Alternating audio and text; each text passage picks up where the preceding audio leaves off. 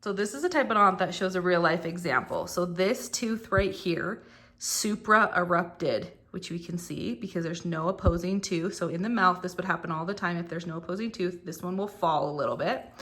And if you notice, this one is mobile, right? It's almost like class 3, I guess you could say.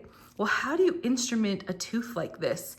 Because if I try to put pressure on it, it's gonna wiggle and move. And sometimes I get nervous that this tooth is gonna come out, you know, in real life too, in mouths. So one thing you can do is ultrasonic it. That's my first recommendation because you don't have to put as much pressure. You can also hold the tooth in, but instead of using your finger and being on that line of fire, use either a cotton tip applicator or the back of your mirror, some other instrument. You can use it, well, I don't really recommend an Explorer, but you could potentially use an Explorer. It's just not as stable, but hold that in place as you instrument it so it doesn't move as much.